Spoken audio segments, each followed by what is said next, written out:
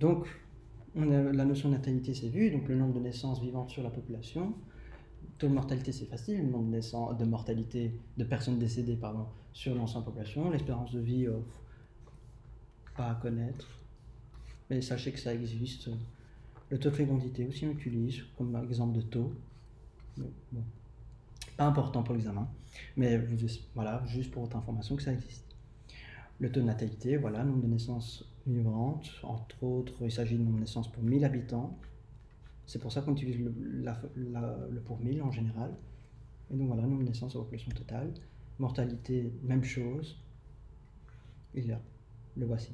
Alors ça, le taux de décès infantile de moins d'1 an, ça vous oubliez, c'est pas important, sauf que si on vous le pose à l'examen, ce sera donné dans un texte, l'utilisation. On va jamais vous demander qu'est-ce que c'est.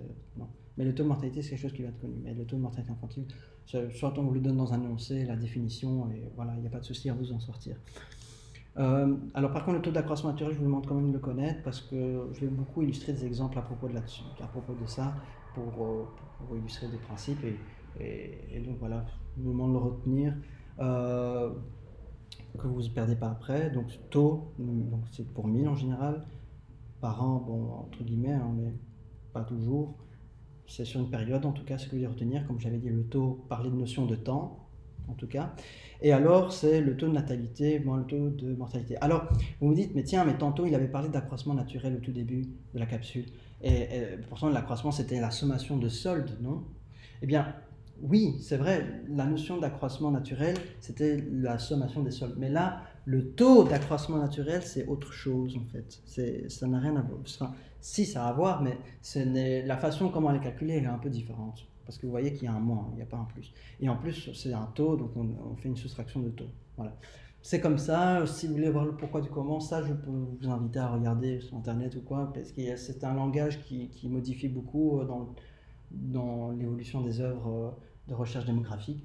Mais bon, en tout cas, le taux d'accroissement naturel a été défini ainsi. Donc c'est une différence entre le taux de natalité et le taux de mortalité. Alors, de préférence, dans cet ordre-là, donc mémotechnique, si taux d'accroissement naturel, le n ici, c'est le premier qui apparaît, le n, ben, le taux de natalité, c'est le premier dont on va soustraire. Donc tn moins tm, retenez cet ordre-là, éventuellement. Mais voilà, taux d'accroissement naturel est égal à la différence de taux, donc taux de naissance moins taux de mortalité. Et oui, c'est ça, le taux de natalité moins le taux de mortalité. Alors que l'accroissement naturel, c'est la sommation des contributions, donc des soldes migratoires et des soldes, du solde naturel. Et le solde naturel, rappelez-vous, c'était la différence de naissance moins le décès. En fait, si vous voulez, le taux d'accroissement naturel, ce n'est pas l'accroissement naturel, comme on avait parlé tout court. Donc l'accroissement naturel propre, c'est le solde naturel. En fait, le taux d'accroissement naturel, c'est le solde naturel. C'est ça. C'est un peu le solde naturel reparti sur une population de 1000 habitants. Okay, c'est vrai que c'est ambigu, hein. Accroissement naturel, taux d'accroissement naturel, solde naturel. Voilà, c'est trois notions totalement différentes. Donc voilà, le taux d'accroissement naturel, c'est comme le solde naturel, sauf qu'on divise ça par un dénominateur, ce qui est la population. L'accroissement naturel, quant à elle, prend en compte le solde naturel, mais en même temps le solde migratoire. Voilà. C'est pas très important pour l'examen, hein, de raisonnement, mais voilà, c'est pour que vous ne perdez pas, vous ne mêlez pas les pinceaux quand je vais donner des exemples à propos de ces notions-là, pour illustrer des cas. Mais voilà. Mais c'est pas urgent si vous n'avez pas compris, mais voilà, peut-être garder ça en tête, mais sans plus, quoi. Espérance de vie, ça, je passe, c'est pas très important. Ça, je ne sais jamais demandé. Alors, ça, c'est hyper important. Ça, c'est les indicateurs épidémiologiques. Ça vient souvent à l'examen. Cette notion-là, on parle souvent dans des textes, dans des contextes, il y a eu des questions là-dessus. Donc, la prévalence, si vous voulez, c'est le cas, au fond, c'est quoi? C'est le cas observé, donc l'apparition d'un événement, de quelque chose, une maladie, à l'instant T. J'insiste sur l'instant T parce que c'est une dimension qui n'est pas vraiment temporelle sur un long temps, au long terme, c'est une notion temporelle précise, à un moment donné. Et donc, il s'agit donc du nombre de cas existants dans une population à un moment donné.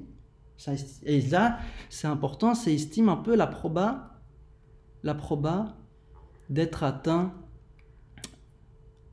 d'un problème observable.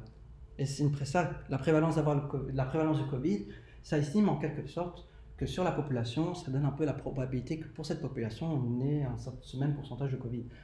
Okay. Donc il y a une notion de probabiliste qui intervient dans la notion de prévalence. Et alors, le nombre de cas observés, eh bien, elle prend à l'aveugle la non-distinction entre les anciens et les nouveaux cas. On ne voit pas la différence quand on va voir les cas observés, qui est-ce qui est anciennement malade, qu'est-ce qui est nouveau cas. Je vais illustrer ça par un exemple illustratif plus tard. La prévalence n'est pas un taux, on n'exprime pas un pour 1000, et en plus il n'y a pas une dimension temporelle sur une échelle de temps, c'est un moment précis. Okay. Alors l'incidence, quant à elle, c'est une notion qui est totalement différente, et ça c'était posé aussi à l'examen, enfin pas posé, mais ça a été dans des énoncés pour piéger les étudiants et mélanger le concept de prévalence et incidence. Donc l'incidence, c'est le nombre de nouveaux cas, alors que la prévalence prenait en compte les anciens et les nouveaux sans faire la distinction entre les deux, alors que l'incidence c'était uniquement les nouveaux cas pendant une période. Donc c'est pas un instant précis. Donc il y a deux différences entre la prévalence et l'incidence. La première différence, c'est que l'incidence prend en compte que les nouveaux cas, pas les anciens. Et la deuxième différence, c'est que l'incidence prend en compte uniquement sur une longue période de temps et pas un instant donné. Et alors, le taux d'incidence, si vous voulez, c'est au numérateur l'incidence, donc c'est tout ça, au numérateur.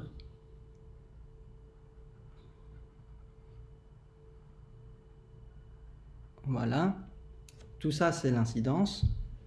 Et alors, au dénominateur, c'est la population à risque durant cette période, fois la période. Et alors, la période, attention, il faut la multiplier au dénominateur. En fait, l'unité de mesure du taux d'incidence, c'est prendre en compte, si vous voulez, c'est le seul taux en fait qui fait cette bêtise-là, cette méchanceté-là, pardon. C'est le seul taux qui prend en compte la dimension temporelle dans le calcul.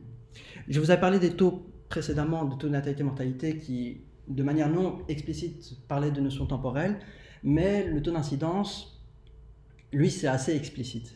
Oui, on le calcule, on doit prendre en compte, on doit multiplier par la période. Donc sur une échelle de 5 ans, il y a eu de nouveaux cas, etc. Donc c'est 5 ans, il faut multiplier par 5 ans. Et si on vous demande en termes de mois, convertissez les 5 ans en mois, vous aurez donc le taux d'incidence en population fois mois.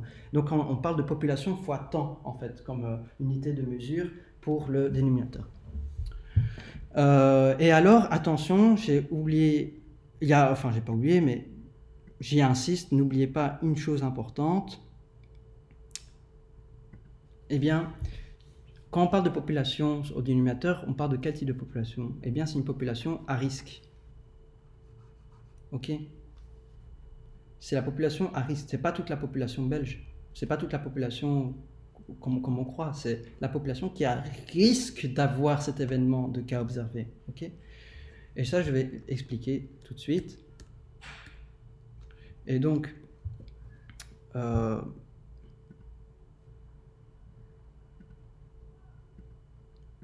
bon, voilà, effacer le stylo.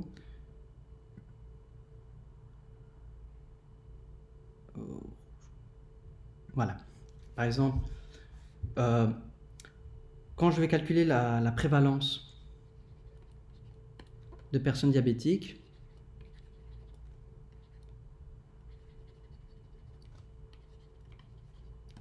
qui ont le Covid. Enfin, non, on va dire... Non, excusez-moi, on va faire une autre manière. Effacer le stylo. Voilà. La prévalence d'avoir le Covid, enfin la prévalence du Covid sur l'ensemble des diabétiques en Belgique.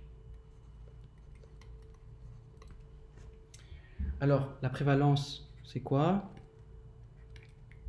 C'est, alors le cardinal, c'est-à-dire c'est le nombre de personnes qui ont le diabète.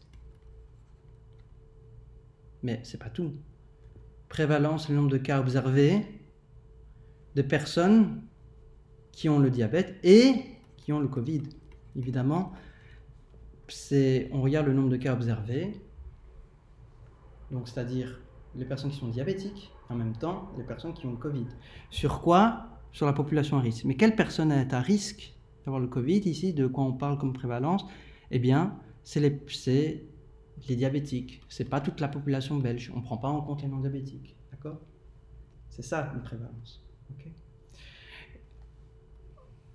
Maintenant, si je parle d'incidence, eh bien, le taux d'incidence, c'est quoi? C'est le nombre de nouveaux cas sur une période donnée. Donc, pour l'année 2020 et 2021, on va dire, pour l'année 2000, allez, sur l'ensemble de l'année 2020, il y a eu une apparition de Covid, de nouveaux cas, donc on ne prend pas les personnes qui ont eu le Covid en 2019 et avant, enfin on prend que pour l'année 2020, et durant la période où on étudie l'apparition du Covid, ce sont des nouveaux cas qui apparaissent durant cette période de manière abrupte, et donc c'est le nombre de nouveaux cas, bon, je vais m'en sortir, nouveaux cas de diabète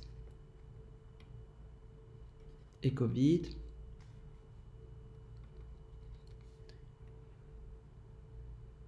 divisé par quoi? Eh bien divisé par le nombre, la population qui est à risque. Et qui est à risque, c'est pas toute la population belge, on parle vraiment des diabétiques, donc c'est des diabétiques, d'accord, fois, alors pour une période donnée, hein, et donc fois delta T observé, et donc c'était l'année 2020, donc c'était un an. Ok, donc ça c'est important. Bon, alors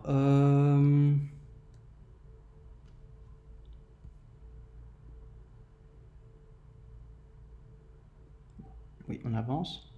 Et alors, moi je vais expliquer ça d'une manière plus illustrative. Donc, vous avez un baril, ok, et l'ensemble du baril, enfin du tonneau, ça exprime un peu la durée. Okay. Et l'incidence, c'est le petit trou en rouge ici. C'est l'apparition de nouveaux cas, l'apparition de petites gouttelettes qui vont arriver dans le tonneau. Voilà. Et ça, c'est l'incidence. C'est les nouveaux cas. Tout simple. La prévalence, si vous voulez, c'est cette notion de, voilà, je regarde de combien ma baril a été remplie, comme ça, mais je m'en fous si ça vient du moment initial où ma baril était avant le remplissage, et en même temps de ce qui se passe lorsqu'on on a rajouté, par exemple, supposons, vous voyez en pointillé ici, on va dire que ma baril était remplie à ça initialement, et quand il y a eu les gouttelettes qui sont tombées, eh bien il a monté à un certain niveau. Okay. Eh bien, ça c'est ce qu'on arrive maintenant. Ok. Donc ça c'était au début, au temps 0. Là on remplit la baril goutte à goutte. Et là on arrive à temps T0 plus delta T. Ok. Et on va appeler ce moment-là T'. D'accord. Et en fait, cette prévalence, elle va regarder ce qui se passe, à combien est remplie ma baril au moment T'. Mais elle s'en fout de regarder qu'est-ce qui s'est passé en temps 0 et qu'est-ce qui s'est passé comme nouveaux cas d'accidents qui ont fait en sorte de monter ce niveau d'eau. En fait, elle prend, si vous voulez, c'est comme si vous avez une image, vous avez quelque chose qui défile, ok, et en fait, la prévalence, c'est une photographie de l'image qui défile, c'est faire une photographie, c'est gélifier l'instant, le moment donné, s'arrêter et faire tac, je m'arrête ici, je regarde qu'est-ce que j'ai. C'est comme si vous avez un chronomètre, vous actionnez votre chronomètre, ça monte, ça compte, et vous, tac, vous arrêtez votre chronomètre et vous êtes à 10 secondes. Et donc votre prévalence est 10 secondes. Vous voyez, c'est un peu cette notion que c'est une gélification temporelle, c'est genre vous arrêtez le temps, vous arrêtez tout, vous prenez l'échantillon au moment donné, et vous faites l'impasse de savoir la différence, de combien a augmenté par rapport à sa valeur initiale, le paramètre suivant, où en fait vous ne faites plus la distinction en fait, de ce qui est nouveau cas et ancien cas, si vous voulez. En fait, la prévalence ne vous indique pas qu'est-ce qui s'est passé en T0, de combien la baril était de remplie, de combien de litres à T0, et qu'est-ce qui a fait que le nombre de nouveaux cas, en fait, vous avez juste rempli votre verre d'eau et vous voulez juste regarder le volume qu'il y a à un moment précis. Et c'est ça la prévalence, c'est vraiment à un moment précis, à l'instant T précis, vous regardez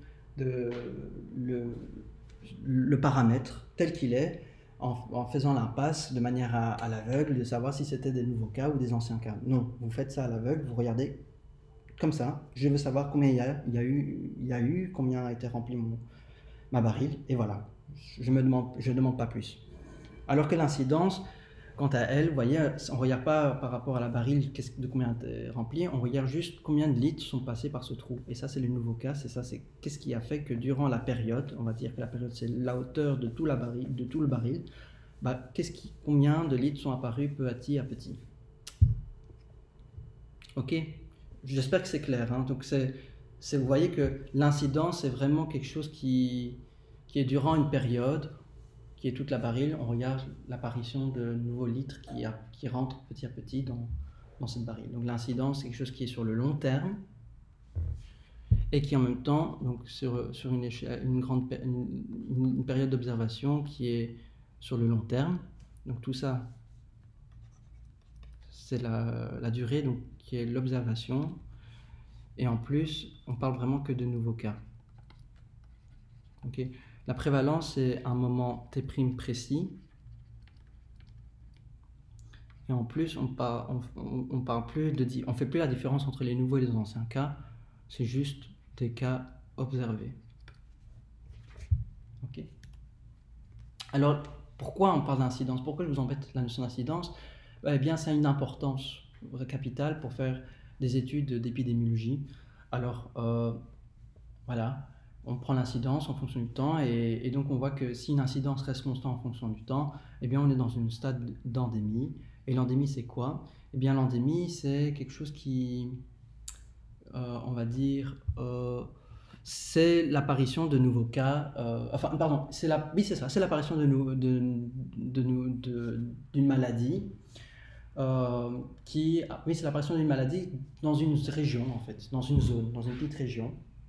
Et en fait, quand il y aura une augmentation d'incidence, eh bien, ça va faire quoi? Ça va augmenter. Forcément, quand on veut augmenter la population, eh bien, comme la zone, dans cette zone, dans cette région, tous les individus ont été contaminés, eh bien, il faut agrandir cette zone. Okay? Et donc, on va contaminer donc, une région un peu plus grande. Et donc, le nombre d'incidences en termes dans le temps va commencer à croître, il y aura une croissance linéaire et donc ce sera un contexte dit d'épidémie. Donc je vais donner un exemple. L'endémie, c'était quoi? C'était au début du Covid, c'était à Wuhan. Wuhan, c'était une petite ville, une grande ville hein, surtout, mais c'était surtout dans la ville, il y a eu une endémie de Covid-19. Qu'est-ce qui s'est passé? Eh bien, il y a eu une apparition abrupte dans des villages, dans des zones qui sont en dehors de la zone de Wuhan, donc dans toute la région qui est en périphérie de Wuhan, de nouveaux cas de maladies qui sont apparus alors qu'ils n'étaient pas présents auparavant. Et donc ça, on parle donc d'épidémie. Il y a une apparition successive, pas à pas, en fonction du temps, de cas de maladies, de nouveaux cas, dans une zone où il n'y avait pas avant cette maladie, et donc ça croît linéairement, donc cette apparition de nouveaux cas dans l'échelle du temps. Et alors on parle d'épidémie.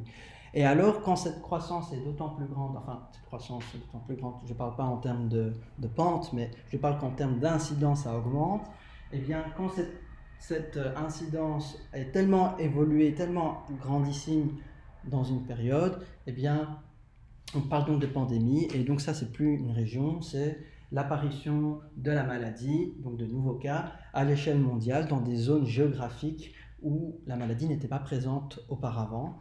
Et donc voilà, c'est ça, l'épidémie du Covid-19, voilà, on était en endémie, donc la zone de Wuhan, l'épidémie c'était à toute la Chine, puis en pandémie, c'était le globe terrestre qui a fait la crise sanitaire, la fameuse crise sanitaire que nous vivons actuellement. Bon, maintenant, le déconfinement se fait. Et alors, le déconfinement, ça se fait à l'envers, c'est par là. Donc là, le nombre d'incidences commence à diminuer. Et alors là, on reste tout doucement à une endémie. Donc on essaie de concentrer la zone où il y a la maladie pour pas qu'elle se propage de nouveau. C'était le fait de la distanciation sociale, toutes ces mesures-là qui vont faire en sorte de transformer la pandémie en une sorte d'endémie pour limiter la propagation du virus. Et alors, bien sûr, comme l'incidence est forcément plus élevée que l'incidence initiale qu'il y a eu à Wuhan, on dit qu'on est en endémie. Pourquoi? Parce que l'incidence restera constante dans le temps. Et donc on aura par contre une incidence plus élevée, pas pour rien qu'on dit plus élevée, de l'endémie initiale. Voilà. Parce que l'incidence est plus élevée, comme je le montre ici. Et on a une endémie parce qu'on a une incidence qui est constante dans le temps. Et c'est là que le premier starter pour commencer un bon déconfinement pour revenir à la normale, jusqu'à que le nombre de nouveaux cas disparaisse.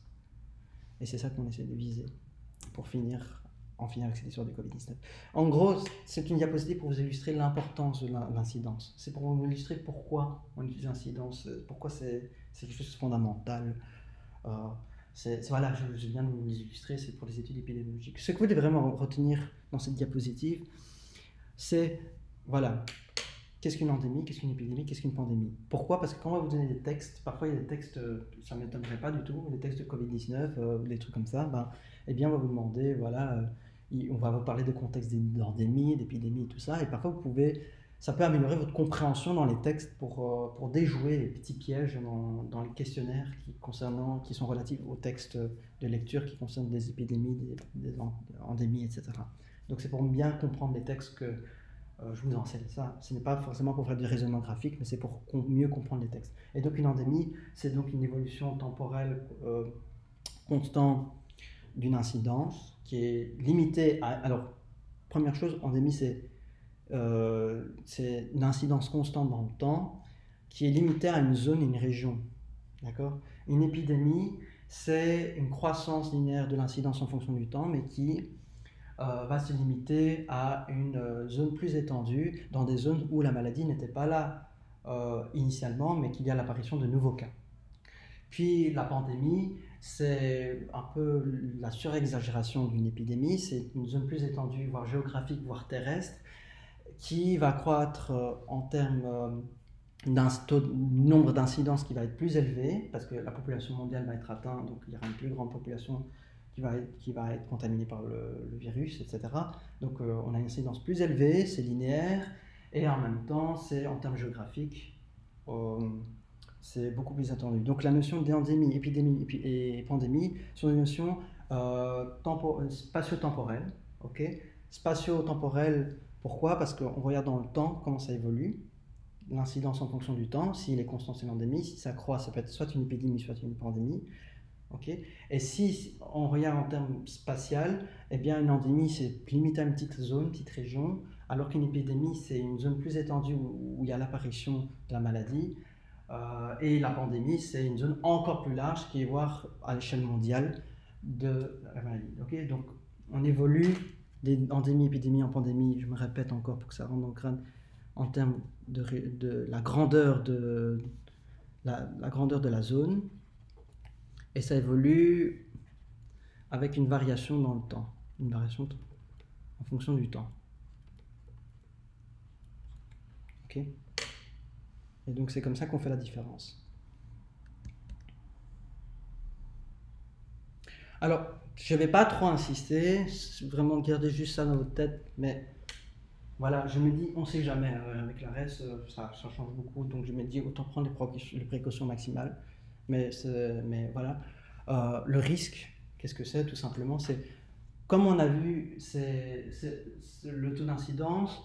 En fait, le risque, c'est un peu comme la prévalence, sauf que ce n'est pas une prévalence à un moment donné. Si vous voulez, le risque, moi, je le verrais un peu comme une sorte de prévalence, mais pour une période donnée. Mais bon, c'est nuancé, hein, mais c'est une sorte de prévalence, une probabilité, parce que j'avais parlé que de la notion probabiliste de la prévalence, c'était la probabilité de survenue, enfin, pas de survenue, mais excuse-moi, mais de cas observables de la maladie sur une population à risque, à un moment précis, à un moment T, comme on fait une photographie, alors que le risque, non, lui, c'est plus complexe, c'est Enfin, non, le risque, il faut connaître quand même, je pense. Parce qu'en fait, on peut poser des questions là-dessus. Donc, le risque, c'est donc une probabilité de survenue de la maladie durant une période donnée qui est étudiée. Et donc, voilà, c'est la probabilité qu'un individu développe la maladie durant une période. Alors que la prévalence, c'est une autre chose, c'est la probabilité de cas observables de maladie pour un moment précis, ouais, pour un moment précis, alors que le risque c'est pour une période étendue. Et donc c'est deux notions différentes, mais pas si loin que ça. Il y a quelque chose qui les relie entre le risque et l'incidence. Alors, le taux d'incidence c'est une mesure de variation d'unité de temps, parce que le taux, comme je vous ai dit, il y a une notion non explicite du temps, mais par contre, comme c'est le taux d'incidence, c'est le seul taux particulier qui prend en compte dans le calcul de manière très explicite la notion du temps, donc il faut multiplier le dénominateur par le temps, la période. Alors, donc, le risque, de quoi s'agit-il? Le risque, c'est le taux d'incidence fois la période d'observation, et alors, le taux d'incidence, c'est l'incidence divisée par la population à risque fois la période d'observation. Ça, c'est le taux d'incidence, multiplié par delta t observé, donc la période d'observation. On simplifie, et donc le risque, c'est l'incidence sur la population à risque, et j'insiste sur le mot à risque, parce que c'est pas toute n'importe quel type de population, on doit savoir de quoi on parle, et c'est tout, voilà. Donc le risque, si vous voulez, c'est le taux d'incidence, mais sans la dimension temporelle au dénominateur. C'est un peu le taux, le vrai taux qu'on avait parlé précédemment, qui est le taux de naissance, le taux de mortalité, où il y avait une notion non explicite du temps. Mais le taux d'incidence est le seul qui prend une notion explicite du temps dans son calcul. Mais le risque, c'est celle qui vraiment transforme le taux d'incidence en méchant taux, en gentil taux, on va dire. Donc c'est le vrai taux.